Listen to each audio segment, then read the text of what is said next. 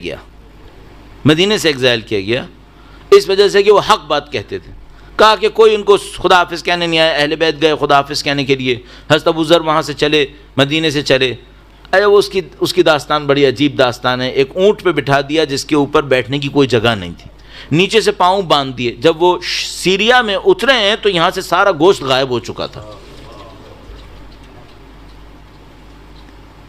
یہ سختی کیوں جھیلی ہے؟ حق بات بولی ہے ظالم کے سامنے.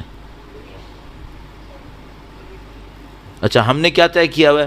ہم نے یہ طے کیا ہوا ہے کہ کوئی چیلنج لینا ہی نہیں ہے، کوئی ٹف ٹائم لینا ہی نہیں ہے. کوئی بھی سختی، اتنی سی بھی کوئی سختی آئی، ابھی تو میں عرض کر رہا ہوں، ابھی یہاں کی گورنمنٹس اگر اس بات کو چیک کرنا شروع کر دیں نا کون کون زیارت پہ جا رہا ہے، تو یہ 40 کا قافلہ بھی کم ہو جائے گا. کیوں؟ لوگ کہیں گے بھئی اس میں اس کے بعد یہ چیک ہوتا ہے. پھر اچھا تم تو باتیں کر رہے تھے امام کی زیارت کے لیے ہاتھ کٹوانے میں یہ ثواب ہے اور یہ ثواب ہے، وہ کیا ہوا؟ پھر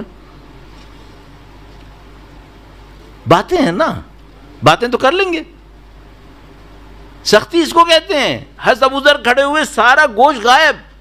جیسے ہی سیریا پہنچے اب لوگ سمجھتے اب تو ابو ذر کی زبان ختم ہو گئی، اب ابو ذر یہاں خاموشی سے بیٹھیں گے. وہ سیریا میں پہنچے، کھڑے ہوئے، اچانک بولنا شروع کر دیا سیرین گورنمنٹ کے خلاف، امیر شام کے خلاف، معاویہ کے خلاف، دنیا پرست ہو، یہ ہو وہ ہو. اب وہ بڑا پریشان کہ یہ مصیبت مدینے سے نکل کے یہاں کیوں آ گئی؟ میری تو حکومت پلٹ جائے گی یہاں پہ. اس نے تو لوگوں کو بیوقوف بنا کے رکھا ہوا تھا کئی سالوں سے. اس نے دیکھا بھائی یہ ابو ذر یہاں پہ کھڑا رہا، یہ تو مسئلہ بن جائے گا میرے لیے. تو ایک آدمی آیا، اس کے پاس اس کا ایڈوائزر، ہر شیطان کے ساتھ اس کے ایڈوائزر بھی چل رہے ہوتے ہیں، ہر شیطان کے ساتھ. بس ایک بات میں بیچ میں کہہ رہا ہوں، ایک تو یہ کوشش کرنا ہم لوگ ظالم نہ ہوں، ایک اور کوشش بھی کرنا ہم ظالموں کے ایڈوائزر نہ بن جائیں. تیسرا مسئلہ، ہم ظالموں کے سیٹ اپ میں ورکرز نہ بن جائیں. کیوں؟ ظلم سے کوئی بھی تعلق ہوا تو امام کی شمشیر ہم پہ ہی چلنی ہے، وہ ظلم سے لڑیں گے. اب ظالم کی 3 کیٹیگریز ہوتی ہیں، یا ظالم خود ہوتا ہے، فاؤنڈر ہوتا ہے، لیڈر ہوتا ہے، یا اس کا ملا ہوتا ہے یعنی ایڈوائزرز کا گروپ ہوتا ہے، یا اس سسٹم سے بینیفٹ اٹھانے والے ورکرز ہوتے ہیں. چیک کرنا ہم لوگ کہاں پر ہیں، چیک کرو ہم لوگ کہاں پر ہیں. اور اس کے بعد جب اس کو چیک کر لو تو پھر یہ دیکھ لینا اگر کل امام کو ظہور ہوا تو ہوگا کیا، ہونا کیا ہے. یہاں پریکٹیکلی دیکھنا چاہیے نا. اور میں بتا رہا ہوں ابھی مجھے خطرہ کیا ہے، بہت سارے لوگوں نے ظہور ہونے کے وقت کو ریئلٹی میں ایکسیپٹ نہیں کیا ہے. مثلا ان سے میں پوچھوں بھائی کل امام کا ظہور ہو گیا تو کیا ہوا، تو مجھے کچھ جواب دیں گے، بعد میں دل میں سوچیں گے کل تھوڑی ہو رہا ہے، کل تھوڑی ہوگا. اس کا مطلب کیا ہے؟ یہ دل میں سوچ رہا ہے ابھی ظہور کہاں ہو رہا ہے. اگر سوچ لے کہ واقعاً کل ہوگا، چینج نہیں کرے گا اپنے آپ کو. کیا چینج؟ جو چینج کرے گا وہ ابھی کیوں نہیں کر رہا ہے؟ اس لیے سوچ رہا ہے ابھی نہیں ہوگا. اس عاشور پہ ظہور چاہتے ہیں کیا؟ 5 دن میں کیا چینج کرنا چاہیں گے؟ جس دن ظہور ہو اس دن میں فجر کی نماز قضا کروں، یہ اچھا ہے؟ جس دن ظہور ہو اس دن کئی لوگوں کا مال ابھی میرے ہاتھ کے اوپر ہو، اچھا ہے؟ نہ میرے واجبات طے ہوئے ہیں، پتہ نہیں میرے کتنے حج ہیں، کیا روزے ہیں، کتنے نمازیں ہیں، کیا کسی کا مال، کیا کسی کا خمس، کیا کسی کی زکوٰۃ. چھوڑ دو. ابھی اندر سے کیا کہہ رہا ہے؟ ابھی نہیں ہوگا. اور پھر ابھی تھوڑی دیر کے بعد کہے گا الاجل الاجل الاجل. کیوں؟ چونکہ ہم پریکٹیکل لائف میں سختی نہیں اٹھانا چاہ رہے. حضرت ابو ذر سیریا پہنچے، انہوں نے بولنا شروع کر دیا ظالموں کے خلاف. اب جو بولے تو وہاں پہ ایک ایڈوائزر تھا، وہ آیا امیر شام کے پاس، کہنے لگا کہ وہ خود امیر شام بہت تیز آدمی، ذرا سنبھل کے بول رہا ہوں، بہت تیز آدمی. اس کو پتا تھا کہ ابو ذر کی زبان بند نہیں ہوگی، وہ جانتا تھا. وہ ایڈوائزر آیا، کہنے لگا میں اس کی زبان بند کر سکتا ہوں. اس نے کہا ٹھیک ہے، کیا چاہیے تمہیں؟ کہنے لگا مجھے مثلا 10,000 دے دو دینار تو میں اس کو بند کر لوں گا. تو اس نے کہا جاؤ لے لو.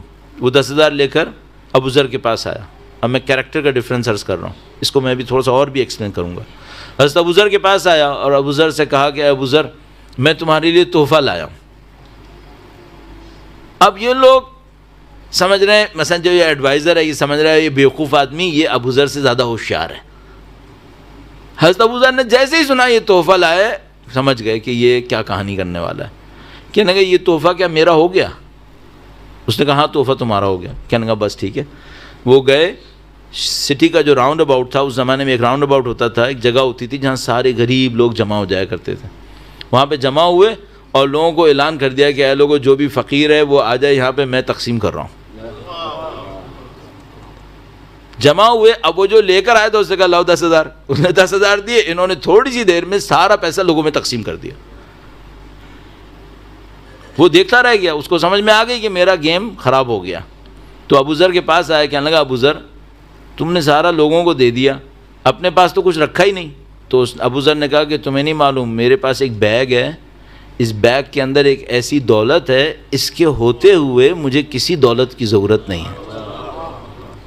اچھا وہ اتنا اسٹوپڈ آدمی تھا, کہنے لگا ابو ذر مجھے بھی تو دکھاؤ وہ دولت کیسی ہے. ابھی بھی نہیں سمجھ رہا ہے پاگل آدمی. کہنے لگا مجھے وہ بیگ تو دکھاؤ, اس میں ہے کیا؟ تو ابو ذر نے کہا کہ ٹھیک ہے دکھا دیتا ہوں. اس نے دکھایا, بیگ کو کھولا تو اس میں روٹی رکھی تھی, دو بریڈ. تو اس نے ابو ذر سے کہا ابو ذر اس میں صرف 2 روٹی ہے. کہاں؟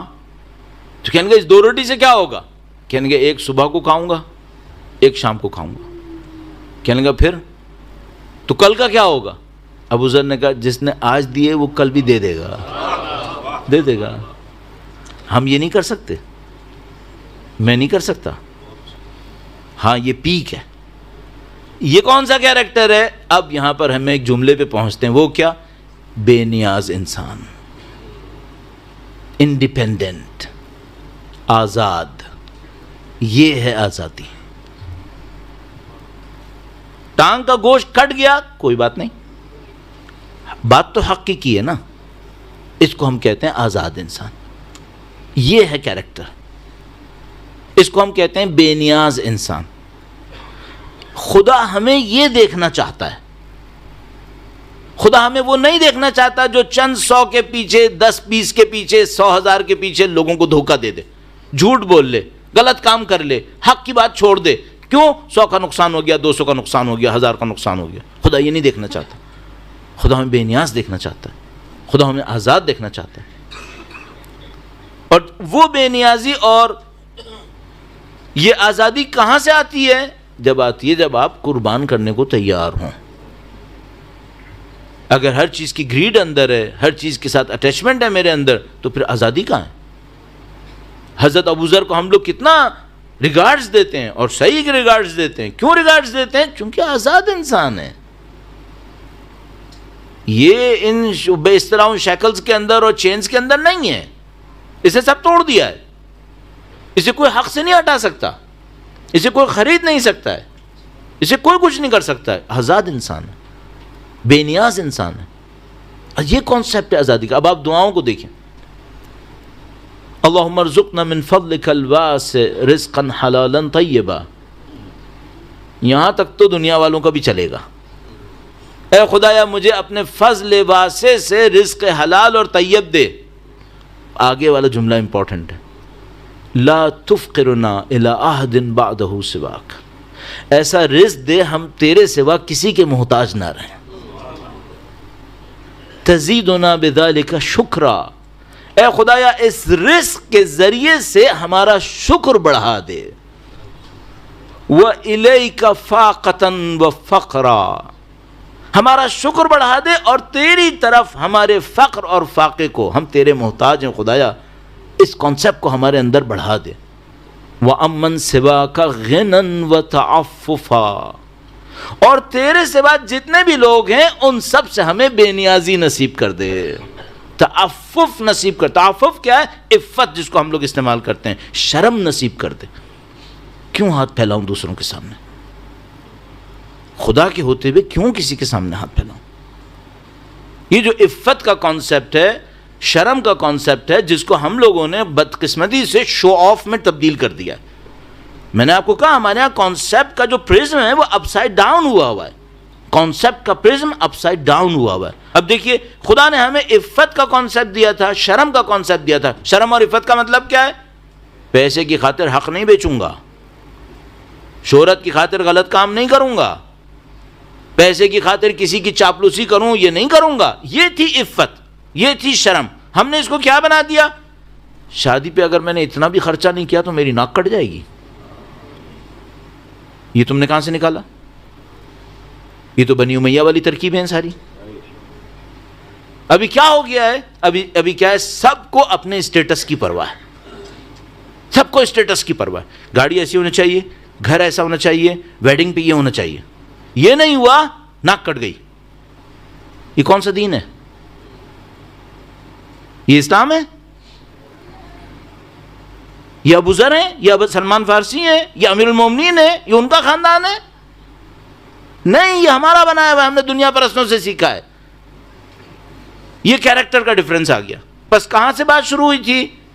پہلی بات اموی لائے جبر, اہل بیت نے کہا نہیں اختیار. اموی لائے دنیا پرستی, شہوت پرستی, اہل بیت نے کہا کنٹرول. کنٹرول یہ کی پوائنٹ ہے, کنٹرول. کل اللہ نے موقع دیا تو اس پہ عرض کروں گا. کی پوائنٹ کنٹرول ہے. جو وہ ایکسیپٹ کر رہے ہیں جبر, دنیا پرستی, شہوت پرستی, ان کے کیریکٹر کیا بنتے ہیں؟ کیریکٹر لالچی, جیلس, انمیٹی.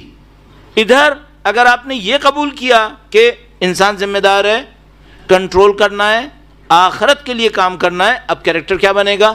بے نیاز, انڈیپینڈنٹ, آزاد انسان. یہ کیریکٹر بنے گا. اب یہ دو انسانوں کے گروپس بن گئے.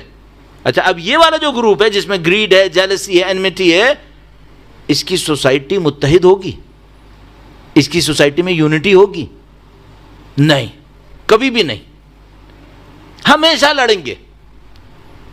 اب میں ایک خطرناک بات اور عرض کر دوں آپ کہیں گے پہلے تم نے کب چھوڑا جو اب کہہ رہے ہو. کہ اب ایک اور عرض کر دوں, لیکن میں ایک اور بات عرض کرتا ہوں قرآن کریم سے نکال کر. درود بھیجے گا محمد و آل محمد پر. صلی علی محمد محمد عجل فرد. ابھی اس ملک کے اندر اس کا نام لینا بھی سخت ہے جبکہ قرآن میں ہے. ایک قوم ہے جس کی ہم اور آپ بہت تعریفیں کرتے ہیں, اس کے پاس اتنا پیسہ ہے, وہ اتنی طاقتور ہیں, اور یہ ہیں اور وہ ہیں, سب مرے جا رہے ہیں اس کو بننے کے لیے. ذرا سا موقع رہ گیا کہ مسلمان سے نکل کے وہی بن جاتے, تعریفیں کر کر کے مر رہے ہیں. قرآن کریم کیا فرماتا ہے؟ قرآن کریم فرماتا ہے تم نے یہ قوم دیکھی ہے نا, تحسبهم جمیعا وقلوبهم شتیٰ. تم جو اس قوم کو دیکھتے ہو تمہیں ان کے جسم ملے ہوئے سب نظر آتے ہیں. تمہیں لے گا یہ لوگ بڑا پیکٹ گروپ ہے, ان کی انٹیگریٹی بہت زیادہ ہے, ان کے اندر الائنس ہے, یونٹی ہے بہت زیادہ. تحسبهم جمیعا وقلوبهم شتیٰ. یہ دیکھنے میں تو بہت انٹیکٹ ہیں, لیکن ان کے دل بکھرے ہوئے ہیں. سب کے دل بکھرے ہوئے ہیں. کیوں ہے خدا ایسا؟ خدا فرماتا ہے, اب ایک اور آیت کریمہ سے لیتا ہوں. پہلے یہاں پہ ریزن کیا دی؟ ذالک بانہم قوم لا یعقلون. یہ وہ قوم ہے, اس کی وجہ یہ ہے کہ یہ وہ قوم ہے جو سوچنے سمجھنے سے محروم ہے. اچھا, ہمارے یہاں یہ وہ قوم ہے جس کے پاس 60 سے زیادہ نوبل انعام ہوں گے, 60 سے زیادہ نوبل اس کے پاس ہیں. صحیح. اور قرآن کیا کہہ رہا ہے؟ یہ وہ قوم ہے جو سوچنے سمجھنے سے ڈپرائیوڈ ہے, اس کے پاس عقل نہیں ہے. تو ہم کہیں گے خدا اچھی بے عقل قوم ہے کہ 60 سے زیادہ نوبل پرائز ہیں اس کے پاس. تو خدا ہم سے جواب میں کیا کہے گا؟ تم سے کس نے کہا کہ میرے نزدیک اس نوبل کی کوئی ویلیو ہے؟ اب یہ ہم نہیں قبول کر پا رہے, یہ ہم نہیں قبول کر سکتے. ہمارے نزدیک ویلیو اسی کی ہے. ہمیں خدا کا نظام سمجھنا پڑے گا. میں ایک دفعہ, ابھی اپنی بات پہ واپس آؤں گا, میں ایک دفعہ مسجد سہلا گیا کافی وقت پہلے. اس وقت مسجد سہلا بن رہی تھی, ٹوٹی پھوٹی سی مسجد تھی. یہ مسجد سہلا مشہور ہے کہ یہاں سارے انبیاء نے نمازیں پڑھی ہیں. میں وہ مسجد کے اندر گیا, ٹوٹی پھوٹی سی مسجد, برکس اس کی گر رہی تھیں. تو میں نے اس کو دیکھا تو میں نے اپنے دل میں کہا کہ ظاہر میں تو کوئی بڑی مسجد نہیں لگ رہی ہے, لیکن یہ مسجد وہ ہے جہاں پر انبیاء نے نمازیں پڑھی ہیں، تمام انبیاء نے. اس کا مطلب کیا ہے؟ اگر ہم لوگ دیکھیں تو ہمارے نزدیک ایک بلڈنگ مسجد سہلہ سے زیادہ مضبوط ہے. خدا کے نظام میں جس بلڈنگ کی اینٹیں بھی گر رہی ہیں وہ زیادہ امپورٹنٹ ہے باقی سب سے. اتنی اسپریچولیٹی ہم میں نہیں ہے، اتنی انلائٹمنٹ ہمارے اندر نہیں ہے کہ ہم اس بات کو جج کریں کہ خدا کے لیے کیا امپورٹنٹ ہے. خدا متعال فرماتا ہے تم نے اس قوم کو دیکھا تحسبهم جميعا وقلوبهم شتى. اس کا مطلب کیا ہے؟ اس کا مطلب ہے عزیزان محترم، میں آپ کی خدمت میں ایک اور جو سخت بات کہنے والا تھا وہ یہ ہے، اگر آپ سب مل کے ایک جگہ بیٹھے ہوئے ہیں نا، اس کا مطلب یہ نہیں کہ آپ متحد ہیں. مل کے بیٹھنا کچھ اور ہے، دلوں کا نزدیک ہونا کچھ اور ہے. یہ بتاؤ دل کتنے ساتھ ہیں؟ یہ بتاؤ دل کتنے ساتھ، ایک دوسرے کے لیے کتنی رسپیکٹ ہے، کتنی محبت ہے، یہ بتاؤ. اب میں ماڈرن ٹائم کی بات کرتا ہوں، جو ماڈرنزم، ماڈرنٹی اور وغیرہ وغیرہ باتیں ہوتی ہیں، ہم لوگ کس زندگی کے اندر، تو مجھے یوں لگتا ہے جیسے ہم لوگ کس طرح ہو گئے جیسے جنگل کی درخت ہیں، کلوزلی کھڑے ہیں ایک دوسرے کے ساتھ، کوئی کمیونیکیشن نہیں ہے. آپ اس درخت کو کاٹ کے لے جاؤ، اس کے پتے پہ بھی اثر نہیں پڑے گا، البتہ لمبے ٹائم میں اثر پڑ جائے گا، دیکھنے میں لگے گا جیسے کوئی اثر نہیں پڑا. تو ہم لوگ اس طرح ہو گئے، مل کر ہیں، دل میں نہیں ملے ہوئے. تحسبهم جميعا. اور کیوں ایسا ہے؟ چونکہ وہ جو سیٹ آف رولز جس کے اوپر ہماری پوری لائف چل رہی ہے، وہ سیٹ آف رول اس یونٹی تک نہیں پہنچائے گا. جس سیٹ آف رول کے اندر یہ ہے کہ میں نے کوئی ٹف ٹائم نہیں لینا ہے، نہیں، پھر معاملہ اس طرح حل نہیں ہوگا، اس طرح حل نہیں ہوتا. وہ دوسری کلاس ہے جس کے اندر آپ کو ٹف ٹائم بھی لینا ہوگا، سختی بھی اٹھانی پڑے گی، اور میں نے ایک کی ورڈ کہا کہ کنٹرول پہ محنت کرنی پڑے گی. کنٹرول پہ محنت کریں. اس وقت پھر کیا ہوگا؟ خدا متعال فرماتا ہے کنتم علی شفا حفرۃ من النار. تم لوگ آگ کے دہانے پر تھے، پھر خدا نے تم سب کو نجات دے دی. نبی سے فرماتا ہے اے نبی لو انفقت. وہ جو لوگ مجھ سے کہتے ہیں نا بعض اوقات، مولانا اگر لوگوں کی فائنینس کو آپ اچھا کر لینا تو لوگ سب یونائٹڈ ہو جائیں گے، سب ایک پلیٹ فارم پہ آ جائیں گے. تو میں اس کو عرض کرتا ہوں، یہ قرآن کریم کی آیت پڑھو، لو انفقت ما فی الارض جمیعا ما الفت بین قلوبہم. اے نبی اگر آپ زمین آسمان کی دولتیں ان کے اوپر چھوڑ دیں، اب بھی ان کے دلوں کو نزدیک نہیں لا سکیں گے، پیسے سے نزدیک نہیں آئیں گے. اور ہم لوگ سمجھ رہے ہیں کیونکہ اس قوم کا ماڈل کیا تھا؟ اس قوم کے ماڈل نے پیسے سے اپنی انٹیگریشن بنائی تھی، تو ہم سمجھ رہے ہیں یہی ماڈل ایکسیپٹڈ ہے کہ ہمیں بھی پیسے سے انٹیگریشن بنانی ہے. پیسے کی انٹیگریشن نہیں آتی ہے، پیسے سے لوگ نزدیک آتے ہیں، دل نزدیک نہیں آتے ہیں. اے ٹائپ آف سلیوری کے اندر ایک دوسرے کے ساتھ چلتے ہیں، پھر دل نزدیک نہیں ہوتے. دل نزدیک لانے کا فارمولہ کچھ اور ہے، اور وہ ہے جو خدا متعال نے اس طرف سے دیا ہے ہمیں کہ اپنی خواہشات پہ کنٹرول کرو، سختیوں کے لیے تیار رہو، ایک دوسرے کا ساتھ دینے کے لیے آگے بڑھو، اور ظالم کے خلاف بولنا سیکھو.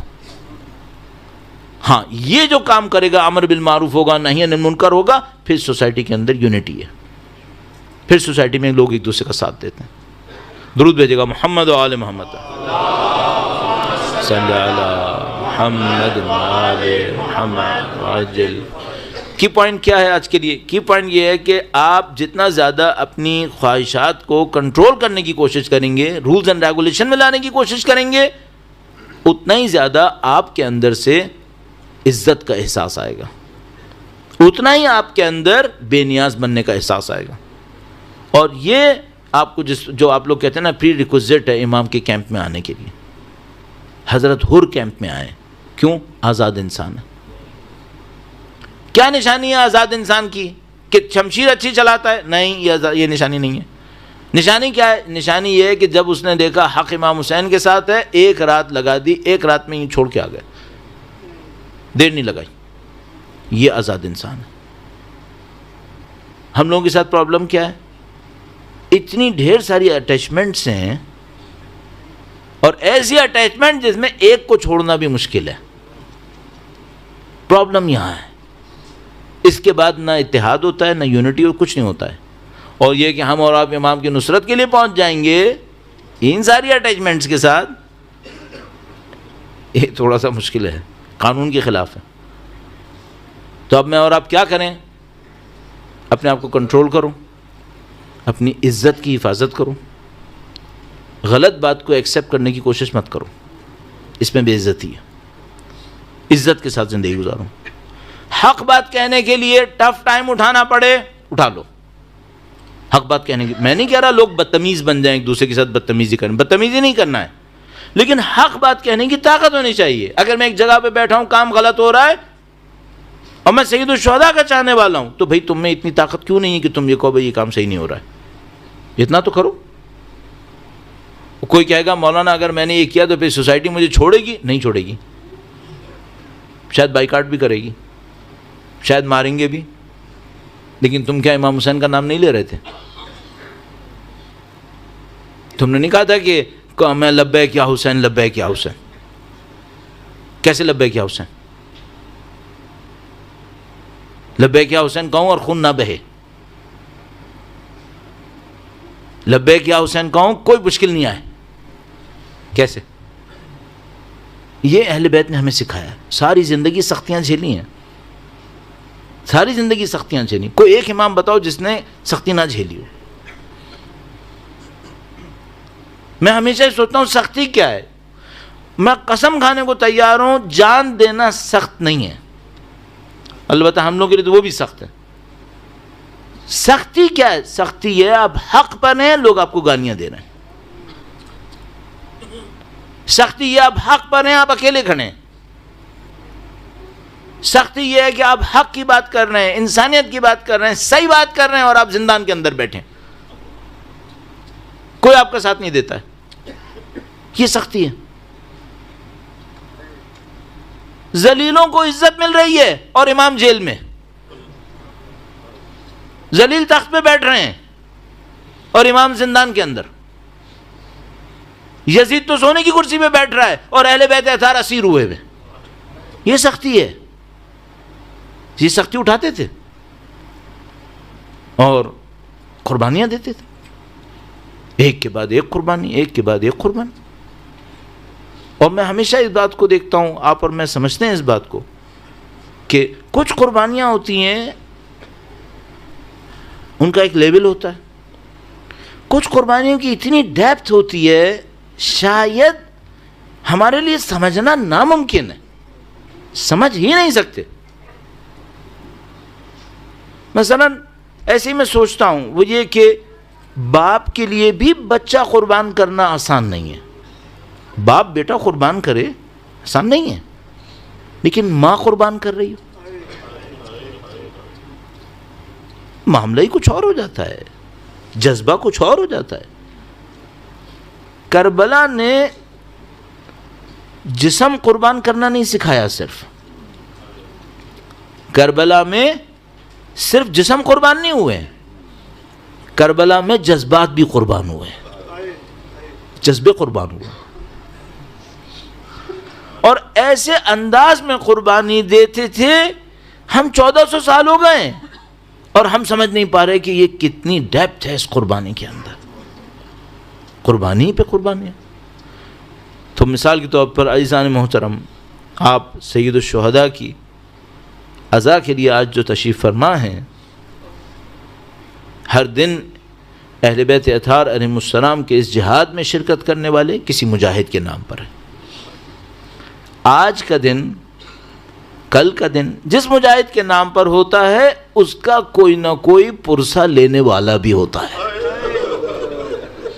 کوئی پرسہ لینے والا ہوتا ہے، تو ہم اس کو پرسہ دیتے ہیں. آج آپ جس ماں کو پرسہ دینے آئے ہیں، اس ماں نے قربانی اتنے عجیب انداز میں دی ہے، اتنے عجیب انداز میں دی ہے کہ ہم لوگوں کو صدیاں لگ رہی ہیں اس کو سمجھنے میں کہ یہ انداز کیسا انداز ہے. بچے تو قربان ہوئے ہیں کربلا کے میدان میں، جو بھی قربان ہوا ہے وہ بہرحال کسی کا بیٹا ہے، بہرحال کوئی قربانی دی ہے.